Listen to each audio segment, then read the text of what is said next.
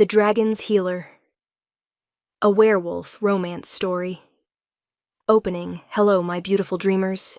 This is Luna, and welcome back to Luna's Romance Audiobooks, where the most feared creatures can have the gentlest hearts, and healing can lead to the most unexpected love. Tonight I have a story that will captivate you from beginning to end. A tale of a healer no one wanted, a dragon everyone feared, and the moment when mercy became devotion, and gratitude became obsession. Imagine being the girl with the gift that terrifies people. The one who can heal anything but is feared for the cost. Imagine being sent on a suicide mission to heal a wounded dragon, the most dangerous shifter alive, expecting to die. Now imagine succeeding, healing the beast everyone said couldn't be healed, and discovering that the dragon you saved has decided you belong to him, that he will stop at nothing to make you his bride, that your act of mercy has awakened something primal and possessive that will not be denied. So settle in close, my dreamers. This is a story about the price of healing and the weight of devotion, about facing your fears and finding love in the most dangerous places, and about learning that sometimes being claimed by a monster is the safest thing that can happen to you. This is The Dragon's Healer. Prologue, The Cursed Gift. My name is Alara, and my gift is killing me. Not metaphorically. Literally. Every time I heal someone, I take their wound into myself. Their pain becomes mine. Their injury transfers to my body. Then slowly, agonizingly, my body heals itself. But the cost never stops mounting. I'm 23 years old, and I look 40. My hair, once golden, is now streaked with white. My face, once smooth, is lined with the echoes of 1,000 wounds. My body carries scars from injuries I never sustained in any normal way. I am a life weaver, the rarest, most dangerous type of healer, and everyone is terrified of me. She's unnatural, they whisper when I walk past. Her gift is dark magic, an abomination. She takes life force to heal. That's not healing. That's theft. They're wrong, but I stopped trying to explain years ago. I don't steal life force. I redirect damage. The wound leaves the patient and enters me. Then my body, enhanced by the moon goddess's gift, heals exponentially faster than normal wolves can. But each healing ages me, shortens my lifespan, takes a piece of my vitality. By most healers' estimates, I'll be dead before I'm 30. I've accepted it. This is the price of my gift. What I haven't accepted is the loneliness, the fear in people's eyes, the way even those I've saved shrink from my touch. I live alone in a cottage at the edge of the Clearwater Pack territory, too useful to exile, too frightening to embrace. I heal when called upon, then retreat to my isolation. It's a lonely existence. But it's mine. At least it was, until the day they told me about the dragon. Chapter 1. The Healer's Burden, 23 Years of Life. Childhood. The discovery. I was 6 when my gift manifested. My younger brother, Thomas, fell from a tree.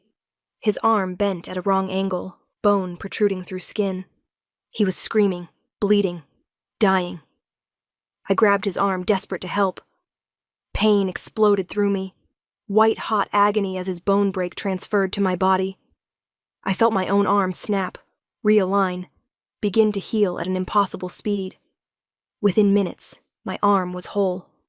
Thomas's arm was perfect, unmarred, and I was changed forever. "What did you do?" my mother screamed, looking at me with horror. "I don't know. I just wanted to help." The pack healers examined me, tested me, finally identified my gift. "Life Weaver," the head healer pronounced, "the rarest healing gift, and the most costly." "What does that mean?" my father demanded. "It means she can heal anything, any injury, any illness, any affliction. But the damage transfers to her. She becomes wounded to heal others. That's monstrous. That's the gift the moon goddess gave her." The healer looked at me with something like pity. "She'll be extraordinarily valuable, and extraordinarily burdened." Age 10. The price: by age 10, I'd healed dozens of pack members. Each healing took something from me. A child's fever, I burned for 3 days. A warrior's sword wound, I bled from an invisible gash across my ribs. An elder's failing heart, my own heart stuttered and struggled for a week. My body healed each time, faster than normal, but not fast enough to prevent the aging. At 10, I looked 13. My eyes held shadows no child should have. "She's creepy," the other children said. "Stay away from her." "My mom says she's cursed." I heard she steals years from people she heals. I learned to be alone, to find comfort in solitude, to accept that my gift made me untouchable. Age 15. The plague. The plague hit when I was 15, a sickness that ravaged wolves, leaving them weak and dying. The normal healers were overwhelmed, helpless. "Bring the life weaver," the Alpha commanded. I was brought to the healing house. Dozens of dying wolves, all looking at me with desperate hope. "Can you save them?" the Alpha asked. "Yes, but it will cost me." "Do it anyway. That's what you're here for." So I did. One by one, I touched the dying wolves, took their sickness into myself. I spent 3 months in agony. Every disease, every symptom, every bit of suffering passed through my body. Fevers, chills, pain, weakness. I saved 57 wolves, and aged 5 years in the process. At 15, I looked 20. White streaks appeared in my hair. Lines appeared on my face. "She's a hero," some said. "She's disturbing," others countered. "Unnatural." The gratitude never lasted long. Fear always returned. Age 18, the exile attempt. Some pack members petitioned to have me exiled. "She's dangerous. Her very existence is wrong." What if she decides to take injuries instead of healing them? What if she weaponizes her gift? She ages backwards, taking life force. That's dark magic. The Alpha refused. "She's too valuable. We need her healing abilities." So I stayed. But the petition made something clear. I would never be truly accepted. Never be loved. Never be anything but a useful monster. I stopped hoping for more.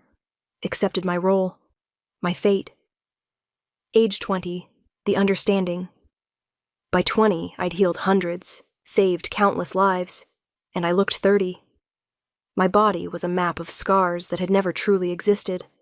My energy was diminished, my lifespan visibly shortened. The pack healers examined me again. "How long do I have?" I asked bluntly. "At this rate, maybe 10 years, maybe less." The healer looked sympathetic. "Every major healing costs you months, years even. You're burning your life force to save others." "Can I stop?" "You could refuse to heal, but then what's the point of your gift?" What indeed? I was born to heal, cursed to heal. Even if it killed me, I'd keep healing. What else was I supposed to do? Age 23, the dragon. 3 weeks ago, everything changed. The Alpha summoned me to his chambers. Unusual. Normally, he sent for me through intermediaries. "Ilara, thank you for coming." He looked grave. "What's wrong, Alpha?" "There's been an incident in the Volcanic Peaks territory." The Volcanic Peaks, dragon territory, where the most dangerous shifters lived. "What kind of incident?" "A hunting party from the Silver Crest Pack ignored the treaty boundaries, entered dragon territory, attacked one of their kind." The Alpha's expression was grim. "They injured him, badly. Now the Dragon King is threatening war." What does this have to do with me?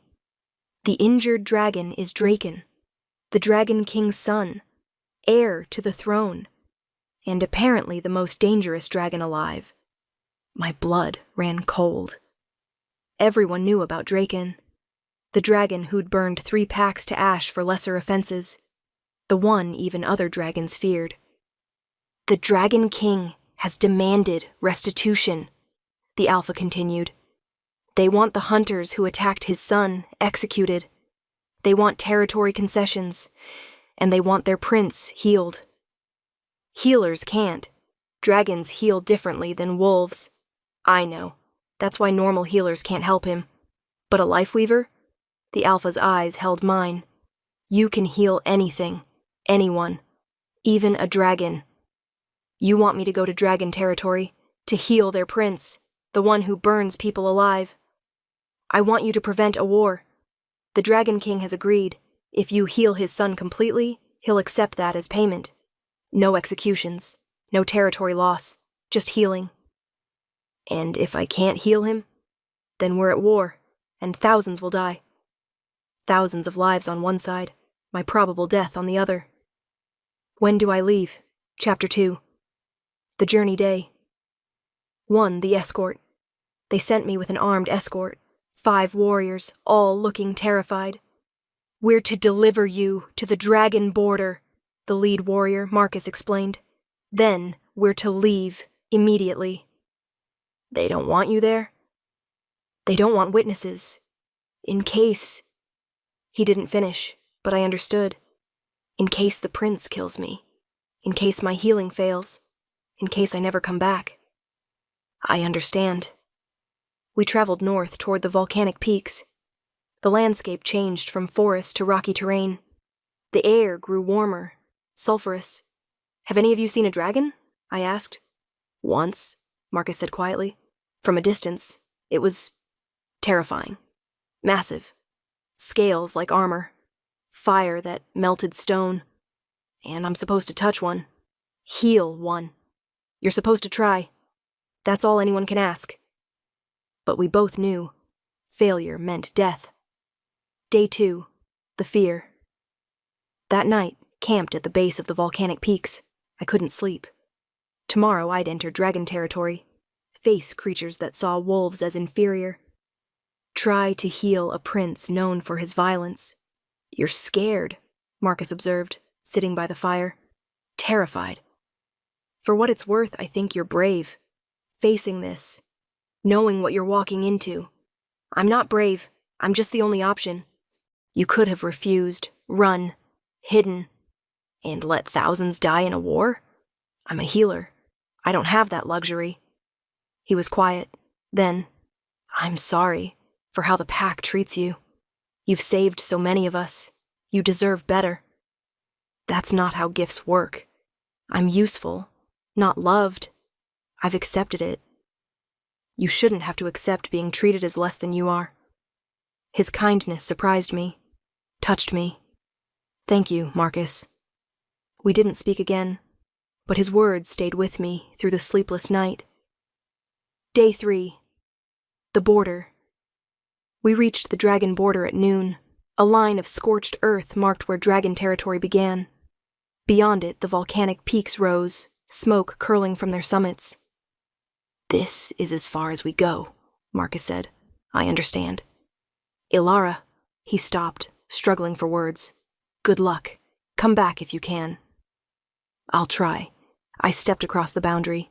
Immediately the temperature spiked. The air was thick with sulfur and heat. Behind me, I heard the warriors retreat. I was alone. For an hour, I walked deeper into dragon territory. The landscape was alien. Black rock, streams of lava, heat that made breathing difficult. Then I felt it. A presence. Massive. Powerful. Watching. I stopped, heart hammering.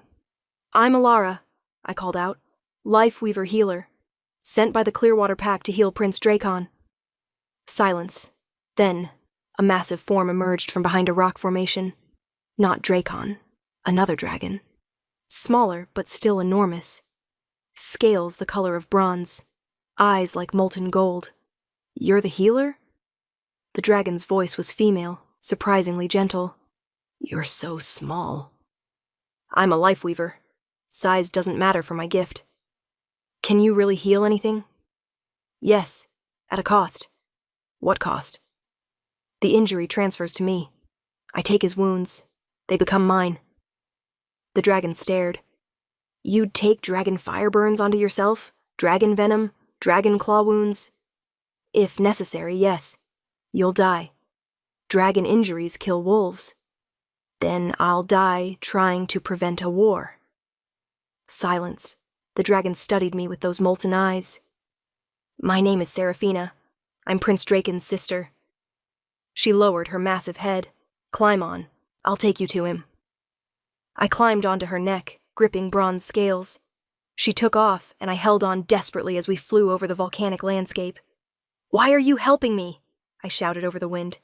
Because my brother is dying, and you're the only chance he has. The arrival. Seraphina brought me to a massive cave carved into a volcanic mountain. Inside, the heat was oppressive. Crystals glowed along the walls, providing light. And in the center, on a bed of gold and gems, lay the dragon prince. Draken. He was enormous. Easily 3 times Seraphina's size, scales the color of obsidian, edged with crimson. Even lying wounded, he radiated power. Danger. Death. There, Seraphina said softly. My brother. I approached slowly, carefully, and saw the wounds. Silver arrows pierced his left wing, poisoning the tissue. A sword wound gaped across his side, infected and festering. Burns from some kind of magical fire covered his underbelly. He was dying. Slowly. Painfully. His eyes, deep amber, intelligent, furious, fixed on me. Who are you? His voice was a rumble, like thunder. Elara, I'm a healer. I'm here to help. A wolf. They send a wolf to heal me. He laughed bitter. Do they think me a fool? I'm a life weaver. I can heal you, but you have to let me try. Life weaver. He studied me with those amber eyes. I've heard of your kind. You take wounds into yourself. Yes. These wounds would kill a wolf, even a life weaver. Probably, but I have to try. Why? What do you care if dragons and wolves go to war? I care about the thousands who'll die, on both sides. I'm a healer. I can't let that happen without trying to stop it.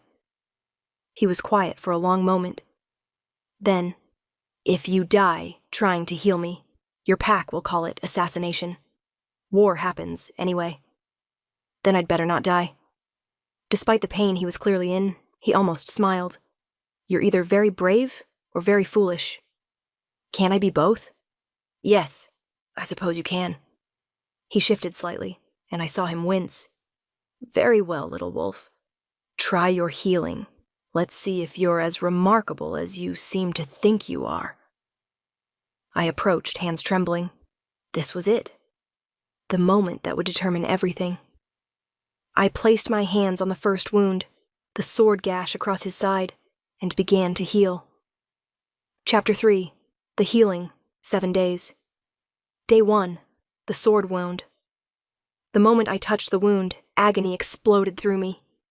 Dragon blood burned. It literally burned, like acid in my veins. The sword wound began to close on Dracon's side, and opened on mine. I felt my flesh tear, felt the infection spread through my body. I gasped, nearly pulling away, but I held on. Stop! Draken commanded. You're hurting yourself. That's how it works, I gritted out. The wound transfers. Then I heal. You're taking my injury into yourself? Completely? Yes. I felt the wound finish transferring. My side was now gashed open, bleeding dragon blood, infected with the same poison. Dracon's wound was closed, clean, healed. Mine was agony. I collapsed, clutching my side. Seraphina! Drakon roared. Get her water! Blankets! Something! His sister rushed over, shifted to human form, a tall woman with bronze hair and golden eyes. What did you do? She asked me, pressing cloth to my side. Took the wound. Now I have to heal. How long does that take? Hours. Maybe a day for this one. Draken shifted too. I'd been too focused on pain to notice. He was not what I expected. In human form, he was massive. At least 6'8". Broad-shouldered, scarred. Long black hair pulled back. Amber eyes that burned with intensity. Handsome in a dangerous, predatory way. You took my wound, he said, kneeling beside me. Completely took it. That's my gift. Your gift is agony. His hand hovered over my side, not quite touching. This will kill you. Probably, but not yet. I still have 2 more wounds to heal. No. I won't let you. You don't have a choice. The silver poisoning in your wing will kill you in days. The magical burns will kill you in weeks. If I don't heal you, you die. Then war comes anyway. He stared at me, amber eyes wide. You'd die to save me? A dragon? The one everyone calls a monster? I'm a healer. It's what I do. Day 2, the recovery. My body healed overnight. The wound closed, the infection cleared. By morning, I had only a scar where Dracon's sword wound had been. Impossible, Serafina whispered. Normal wolves take weeks to heal wounds like that. I'm not normal. I'm a life weaver. Dracon watched me intently. You look older than you did yesterday. Healing ages me. Every major wound costs me time. How much time? For a wound like that? Probably 3 months off my life. His expression darkened. This is wrong. Your gift is killing you. My gift is what the moon goddess gave me. I use it as best I can. Even if it destroys you? Even then. He looked at me like I was a puzzle he was trying to solve. I don't understand you. You don't have to. You just have to let me heal you. The next wound is worse. The silver poisoning in my wing. I know. Silver is deadly to dragons. It will be worse for you than the sword wound. Then I'd better be fast. Day 3. The silver, I'd researched silver poisoning before attempting this. Knew it was one of the few things that could kill a life weaver. Are you certain? Dracon asked. He was back in dragon form, his wings spread out for me to access. No, but I'm doing it anyway. I placed my hands on the arrows embedded in his wing, began to pull the poison out. The silver burned. Oh gods, it burned. I felt my own phantom wing materialize on my back. Not real, but the echo of his injury. Felt the arrows pierce it. Felt the silver poison spread through my bloodstream. I screamed. Couldn't help it. The pain was beyond anything I'd experienced. Stop! Dracon roared. Stop! You're killing yourself! But I couldn't stop. If I stopped halfway, the poison would kill me for certain. I had to pull it all out, transfer it completely.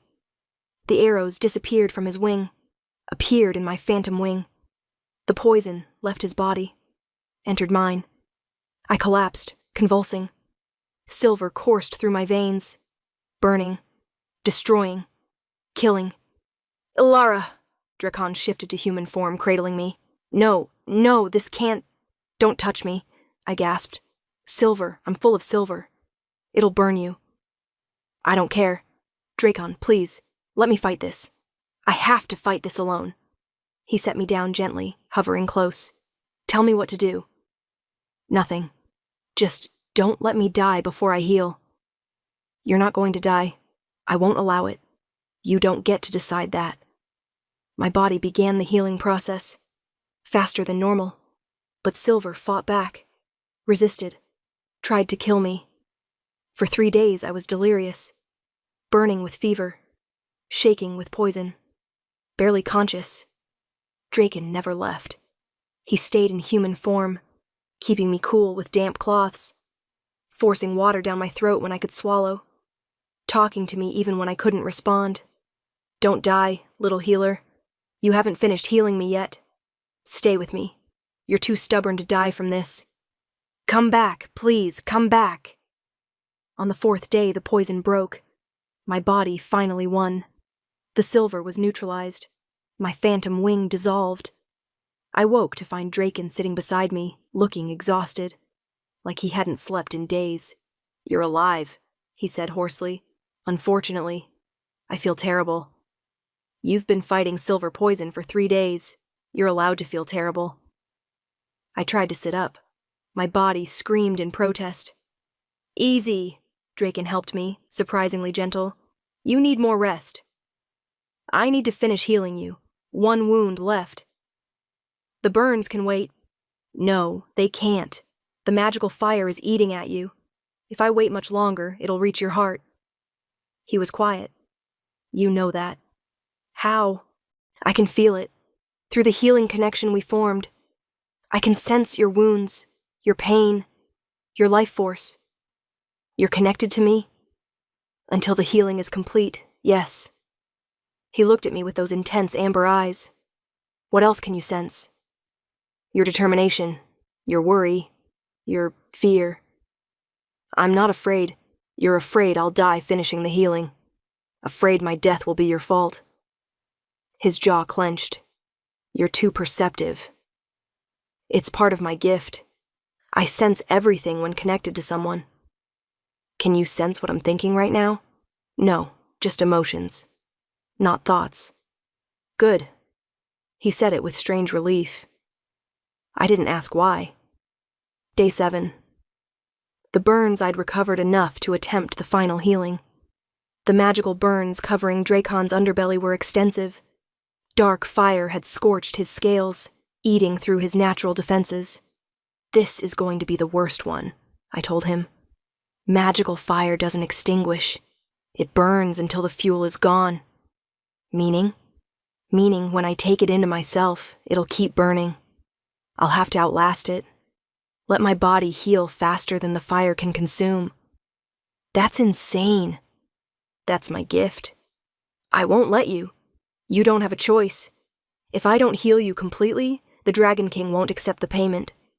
War comes anyway. Everything I've done will be wasted. He studied me for a long moment. Then, why do you care so much? About preventing war? About healing me? Because it's right. Because I can help. Because I was given this gift for a reason, and I won't waste it. Even if it kills you? Even then. You're the most stubborn creature I've ever met. Coming from a dragon, that's actually a compliment. Despite everything, he smiled. Yes, I suppose it is. I placed my hands on his burned scales, began the transfer. Magical fire leaped from his body to mine. I felt my skin ignite, felt flames that couldn't be extinguished consume me. I screamed, couldn't help it. The pain was beyond comprehension. Elara! Draken shifted human again, trying to reach me. Don't! I gasped. The fire! It'll spread to you! I don't care. I care. Stay back. Let me finish. The fire burned. I burned. My body tried desperately to heal, but the magical flames resisted. Consumed. Destroyed. I was dying. I knew it. Could feel it. This was the wound that would kill me. I'd known it was possible. Had accepted the risk. But I wished, just for a moment, that I'd had more time. More life. More chances to be something other than a dying healer. No. Draken's voice cut through my pain. No, you're not dying. Not for me. Not like this. He did something I didn't expect. He shifted back to dragon form, opened his mouth, and breathed his own dragon fire over me. What are you? I tried to ask. Dragon fire consumes all fire, he said, including magical fire. It's going to hurt, but it'll save you. His fire hit me, and he was right. It hurt. But it was different from the magical fire. Hotter, more intense, but cleaner. Pure. It consumed the magical flames, burned them away, left only his fire, and dragon fire, apparently, a life weaver could heal from. My body seized the chance, began healing, faster than ever before. The burns faded, the fire extinguished. Within minutes I was whole, exhausted, aged, scarred, but alive. Drakon shifted back to human, dropping to his knees beside me. You're alive. Thank the old gods. You're alive. You saved me. Used your own fire to cure the magical fire. Of course I did. I'm not letting you die for me. His hands framed my face. Never for me. The healing's complete. All 3 wounds are healed. You're cured. Because you nearly killed yourself. 3 times. But I didn't die. That's what matters. He stared at me. How old are you? 23. Why? You look 30 now. The healing aged you 7 years. I touched my face, felt new lines, new evidence of my gift's cost. 7 years for 3 healings. That's about right. It's not right. It's wrong. Your gift shouldn't cost you this much. But it does, and I accept that. Well, I don't.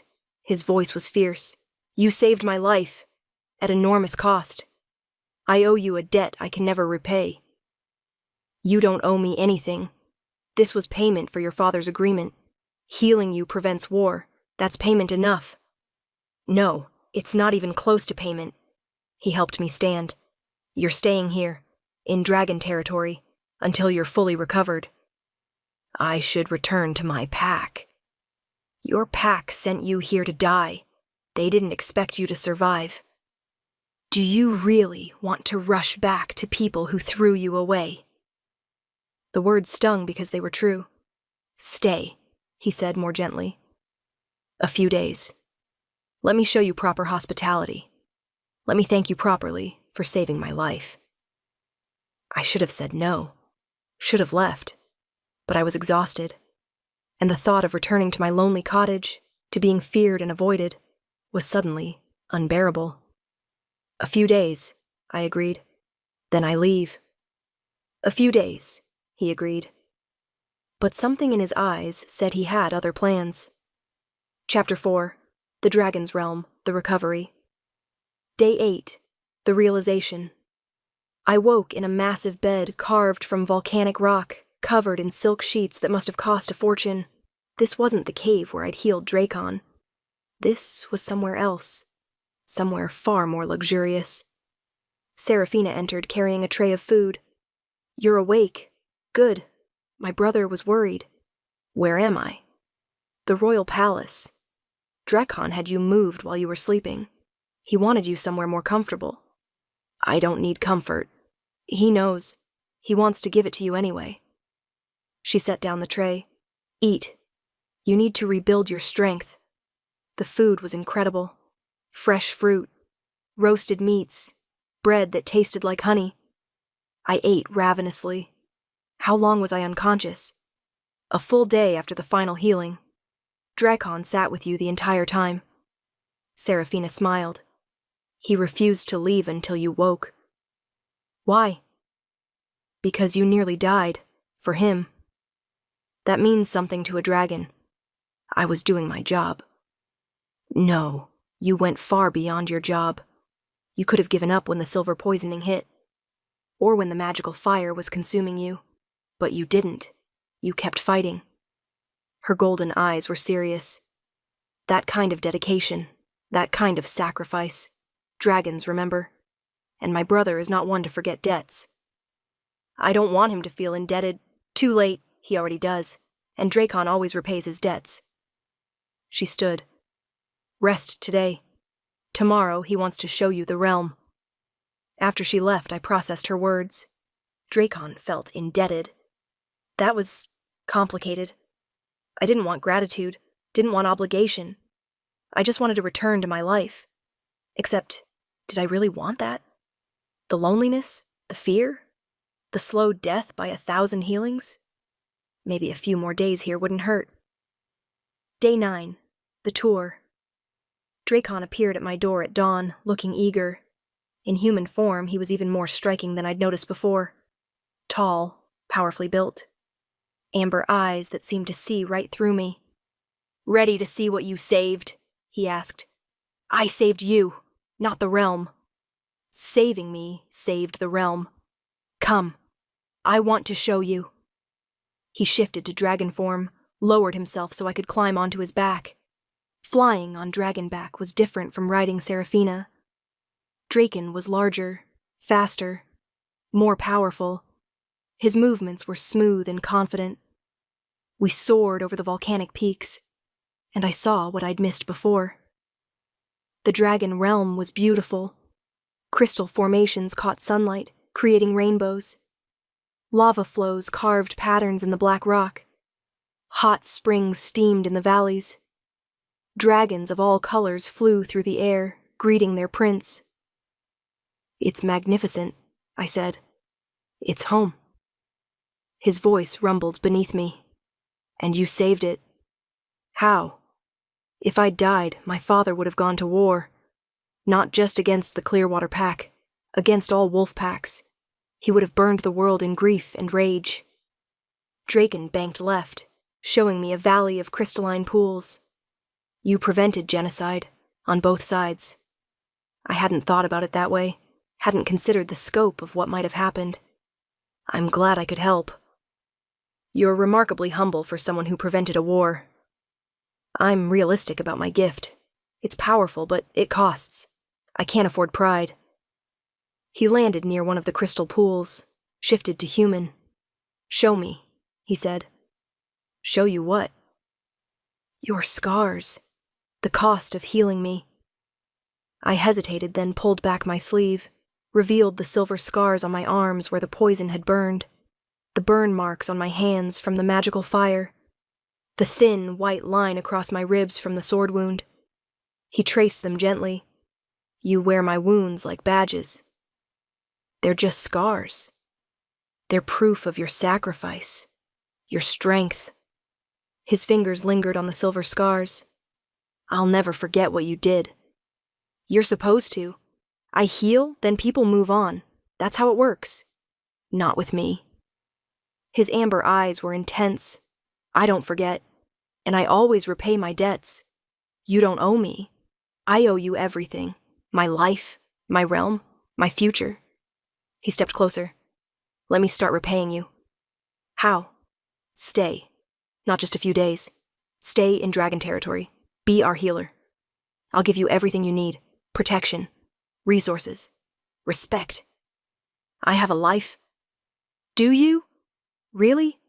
Or do you have loneliness and fear and slow death?" The words cut because they were true. "I can't just leave my pack." "Why not? What do they give you besides summons to heal and fear when you walk past?" His voice gentled. "Stay. Let me show you what it's like to be valued, respected, wanted." Wanted. The word hit differently than he probably intended. "I'll think about it," I said. "That's all I ask. Think about it. Give me a chance to show you that you deserve better than what you've accepted." Chapter 5. The Realization. Day 12. The change. I'd been in dragon territory for 12 days. Every day Dracon found reasons for me to stay. Showed me new wonders. Introduced me to dragons who treated me with respect, not fear. "This is Ember," he said, gesturing to a small red dragon. "She's young, learning to control her fire." "Hello, Ember," I said. The young dragon looked at me with wide eyes. "You're the healer who saved Prince Draken." "I am." "Thank you. He's important to us. We would have been sad if he died." Such simple honesty from a child. It made my chest tight. I'm glad I could help. Over the following days, I met dozens of dragons, all grateful, all respectful. None afraid. It was healing, in a way I hadn't expected. Day 15. The pattern. I started noticing things. The way Dracon always positioned himself between me and potential threats. The way he made sure I had the best food, the most comfortable accommodations. The way he watched me when he thought I wasn't looking. "Your brother is acting strange," I told Serafina one evening. She smiled knowingly. "Is he?" "He's overly attentive, protective. It's like he thinks I'm going to disappear." "Maybe he's worried you will disappear." "But why would he care that much? I healed him. Debt paid." Serafina laughed. "Oh, Ilara, you really don't see it, do you?" "See what?" "My brother doesn't just feel indebted. He's claimed you." My blood ran cold. "What?" "In dragon culture, when someone saves your life at great personal cost, they become precious, valuable, worth protecting. Draken has decided you're his to protect." "I'm not his anything. Try telling him that." Her golden eyes sparkled with amusement. "Dragons are possessive by nature. And you saved his life, marked yourself with his wounds, connected yourself to him through healing magic. In his mind, you belong to him now. That's insane. That's dragons, she shrugged. Honestly, I think it's sweet. He's never cared about anyone like this before. I don't want to be claimed. Then you should probably leave. Soon, before he makes his intentions more obvious. But I didn't leave. Despite the warning. Despite knowing I should. Because part of me, a part I didn't want to examine too closely, liked being wanted. Day 18. The Declaration. It came during dinner. The Dragon King had invited me to dine with the royal family. A formal occasion. Healer Alara, the king said, "You've been with us for 18 days. How are you finding dragon hospitality?" "It's been wonderful, Your Majesty. Very generous." "Good. Because I have a proposition for you." He leaned forward. "Stay, permanently. Be our court healer. We'll pay you well. Treat you with respect. Give you everything you need." "I'm honored, but—" "I accept on her behalf," Draken interrupted. Everyone stared. "Excuse me," I said. "I accept. She's staying, as our healer, under my protection." His amber eyes were blazing. "She's mine now." The king raised an eyebrow. "Draken? That's not how employment negotiations work."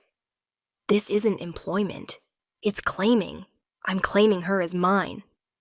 My heart stopped. "You can't just claim me." "I already have. The moment you took my wounds, the moment you nearly died for me, you became mine." He stood, moving around the table to where I sat. "I know it's sudden. I know you don't understand dragon customs. But I won't let you leave. Won't let you return to a life of fear and loneliness. You're mine to protect now. Mine to value. Mine." "This is insane. This is truth. You saved me. You marked yourself with my wounds. You connected your life force to mine through healing magic. In every way that matters, you're mine. I'm a person, not a possession. I know. And as a person, you deserve to be cherished, protected, valued. I'm offering you all of that. Stay. Be mine. Let me show you what it's like to be truly wanted." The entire royal family was watching this exchange with fascination. "Draken," the king said carefully, "are you courting her?" "I'm claiming her. There's a difference." "Not much of one. Both require her consent." Draken looked at me, really looked at me. "Do I have your consent? To court you? To try to win your heart? To show you that staying here, with me, is better than anything waiting for you elsewhere?" I should have said no. Should have run. But looking into his amber eyes, feeling the intensity of his focus, I couldn't. "You can try," I whispered, "but I don't promise anything." His smile was brilliant, devastating. That's all I need. Chapter 6. The Courtship Week 4. The Gifts. Drakon courted me with the intensity of a dragon and the determination of someone who'd decided on his goal. Gifts appeared daily in my chambers. Rare crystals that glowed with inner light. Silks in colors I'd never seen. Books on healing from dragons who'd studied for centuries. "You don't have to give me things," I told him. "I want to. You deserve beautiful things. I'm a healer, not a princess. You're my healer. That makes you precious." Week 5. The Flights. He took me flying daily, showed me every corner of his realm, secret caves filled with crystal formations, hot springs that healed minor ailments, valleys where rare flowers grew. "Why are you showing me all this?" I asked one day. "Because I want you to love this place like I do, want you to see it as home. It's beautiful, but it's not my home. It could be, if you let it." He was relentless, persistent, overwhelming in the best and worst ways. Week 6. The Conversation. One evening I confronted him. "Why me? Really? Is it just because I healed you?" "No, yes, partially." He struggled for words. "When you healed me, I felt everything. Your pain, your determination, your willingness to die to save others. I'd never felt anything like it. Lots of healers are dedicated. Not like you. You didn't just heal me professionally. You poured everything into it. Risked everything. I felt your life force weakening. Felt you slipping away. And you kept fighting. Kept healing. Even when death was certain. It's my gift. It's more than that. It's who you are. And He stopped. I've never met anyone like you. Anyone so selfless. So brave. So worth protecting. I don't need protection. Everyone needs protection. Even healers. Especially healers who burn themselves to ash helping others. He stepped closer. I want to protect you. Court you. Keep you. Not because you healed me, but because you're extraordinary. And I'm not letting extraordinary slip away. Week 7. The resistance. I tried to maintain distance, to remember this was temporary. But Dracon made it difficult. He was attentive without being smothering, protective without being controlling, persistent without being pushy. And he made me laugh, something I hadn't done in years. Tell me about wolf culture, he said one day. Why? Because I want to understand you, your world, where you came from. So I told him about pack hierarchy, about the fear of omegas, about my lonely childhood. They're fools, he said when I finished. All of them. You're clearly powerful, and they treat you as frightening. People fear what they don't understand. Then I'll never understand wolf packs, because you're not frightening. You're remarkable. You keep saying that. Because it's true, and I'll keep saying it until you believe it. Week 8, the truth I was falling for him. Desperately, completely. Every day he showed me who he really was. Not the monster everyone feared, but a male who was protective, kind, determined. I'm falling in love with you, I admitted to Serafina. I know. It's been obvious for weeks. What do I do? Do you want to be with him? Yes, but I'm scared. My gift, the aging. I don't have much time left. Maybe 10 years, maybe less. It's not fair to him. Have you told him about the aging? The timeline? No. You should. Let him decide if it's worth it. So I did. That evening I told Dracon everything. About my shortened lifespan. About the cost of my gift. About the fact that loving me meant losing me sooner than normal. I know, he said simply. You know? Serafina told me weeks ago. She thought I should understand what loving you would mean. And you're still here?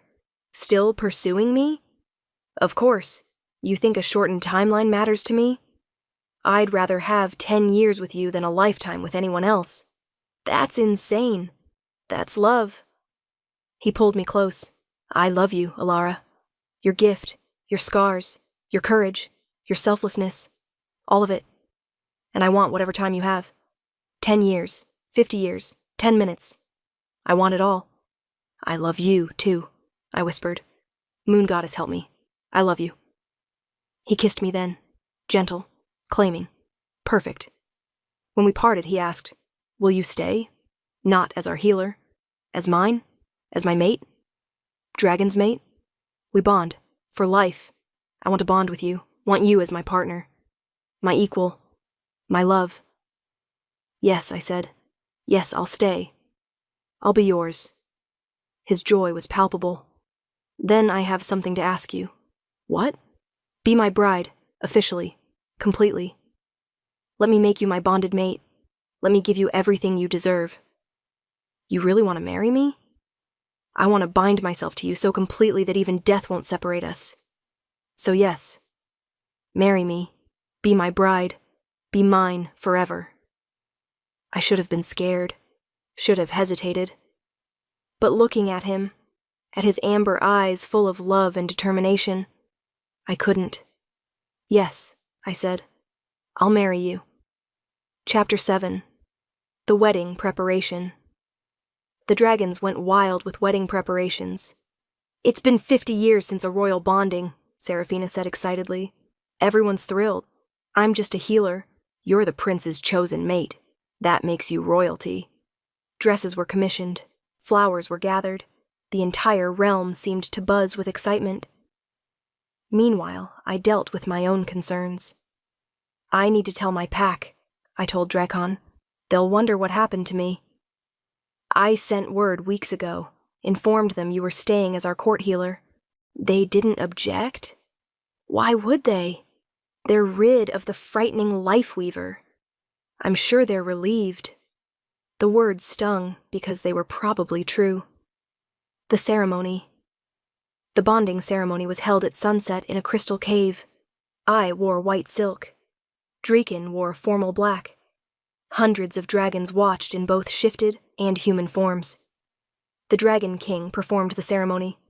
Draken, Prince of Dragons, do you take Alara, Lifeweaver, as your bonded mate? To protect, cherish, and honor for all your days. I do. For all my days and beyond. Alara, Lifeweaver, do you take Drakon, Prince of Dragons, as your bonded mate? To trust, support, and love for all your days? I do. For all my days and beyond. Then by the ancient laws, I declare you bonded. May your union be strong. May your love be eternal. May your bond never break. Draken kissed me as the dragons roared their approval, and I felt it, the bond snapping into place, connecting us on a level deeper than healing magic, deeper than words. We were one now, truly, completely. The revelation. That night in our chambers, Drakon made a confession. I need to tell you something. About the healing. What about it? Dragons have a legend. About bonded mates. When a dragon bonds with someone who's given their life force. Who's sacrificed for the dragon. The bond shares. Shares what? Life force. Vitality. Time. His amber eyes held mine. You gave years of your life to heal me. Now that we're bonded, I give them back. That's not possible. It is, for dragons and their bonded mates. The bond equalizes life force. You won't age faster anymore.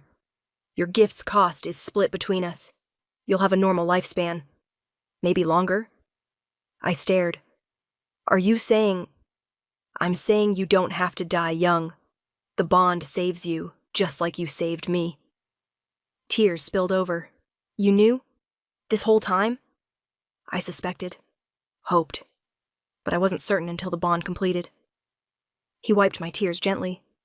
I told you I always repay my debts. Now we're even. You gave me life. I give it back. This is us. Partners. Equals. Sharing everything. He pulled me close. I love you, and I'm not letting you die before we've had a lifetime together.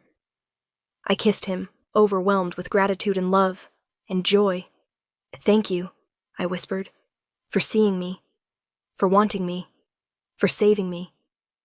Thank you for healing me, for staying, for being mine. Epilogue, 5 years later. I stood in the crystal healing room, teaching a young dragon healer about Lifeweaver magic. The key is understanding that the wound must transfer completely. Partial transfers are dangerous.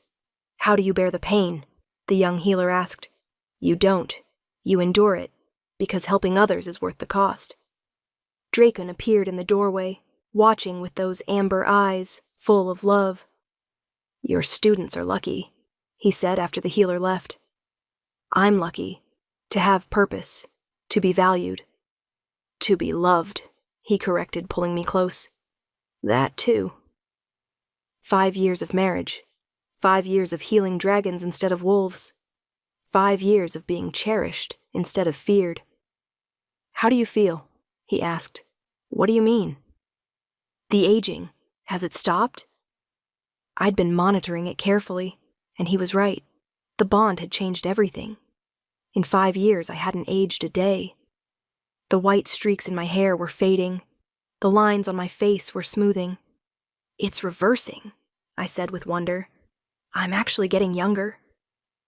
The bond is healing you, like you healed me. His hands framed my face. We're going to have centuries together, not just decades. Centuries of you being insufferably protective? Absolutely. Centuries of me telling you how extraordinary you are until you finally believe it. I believe it now. You've convinced me. Good. Then I can spend centuries telling you how much I love you instead. A cry came from the nursery. Our daughter, barely 6 months old, half dragon, half wolf. A miracle neither of us expected. Sounds like Lyra's awake, I said. I'll get her.